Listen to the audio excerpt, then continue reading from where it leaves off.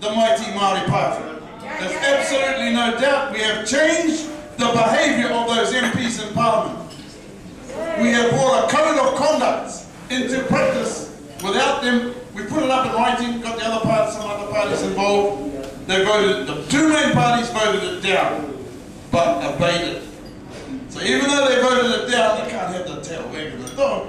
So they voted it down, but now they stopped a lot of their abusive behaviour that they carried on before. We have made a difference. People, we are your voice in there, and that's why we go around the district telling our people we have to be involved in the process.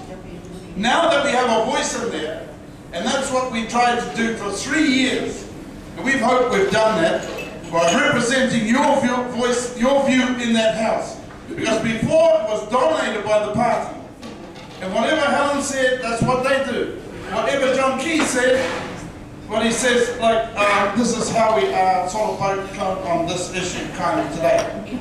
And they do, because he's very decisive, John Key. Very hones in on the kaupapa and says, I am sure that this is possibly the way that we could probably get around this issue right here now. Sorry. Maybe. Oh, I'm sorry. So, there it is. That's the atmosphere there. Now, let me tell you something. When we got in last time, here we are in the house, us two co-leaders, on one day old in politics. Next thing, her and I are doing the rounds, talking to would-be prime ministers. Yeah, what you got to offer? Yeah, what you got to offer? How the hell would I know what you got to offer? We're talking away to these people and said, yeah, well, I think we can do this, and we can do that, we can do that. Yeah? And it's amazing. What I learned is those people will do anything to be in government. They would sell their mother, and some of them already have. On your nose. They have sold their principles to be in the government. And this is what they do. You think, one day you heard Branch, and then followed by John Key saying, we're going to remove the Maori seats. It's our top policy. And they go on and we say, well, think about it, da-da-da, we have talks about, no, it's still on our policy, because we believe, da-da-da, like this.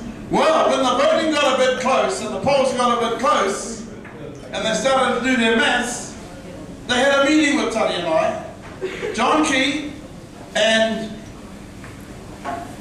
Bill English, 4 of us. And they basically said they would drop that kaupapa if we did something else and worked together. They would drop their #1 kaupapa that they've been flouting around all this time. That's how much they want to be in government. There's no way John Key wants to lead the National Party into the 4th term in opposition. He would be out like that. Similarly, there's no way that your Auntie Helen, not mine, we're not whakapapa saying anything, there's no way that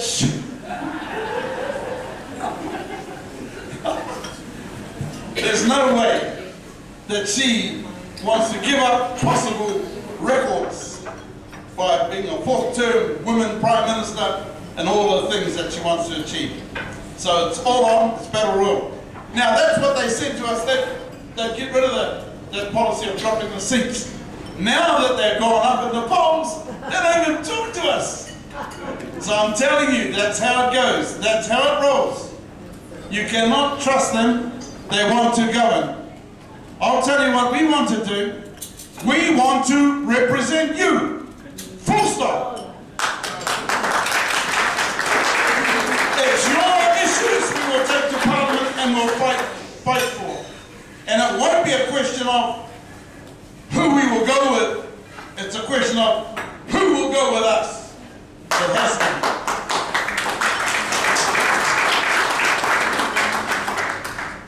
So, in 3 months' time, when you find out we've sold out, blame Tariana. Remember, Pete stood calm. No. Seriously, though, that's how we are, that's how we feel. We know. Look, they took Manaki Tauhira, that's a student grant to help them go to class. They took it off our people. They say, go get education. Where goes the grant? They give you peanuts for your claims. Look at this. Quiet. Keep quiet. They're counting all the topics that I'm talking about, claiming that I'm taking their speech. So I'll carry on. Okay, well, I have my own speech. I'm really glad that I have so much support in Tamaki. It won't be easy. People say it's a cinch the seat, and it's not. You've got to understand Auckland City. You can have a meeting in Avondale, and you can get 50 people there. Then you go there the next day, have a meeting, and another different 50. Some half of whom don't know who your name is. That's what Auckland City is like.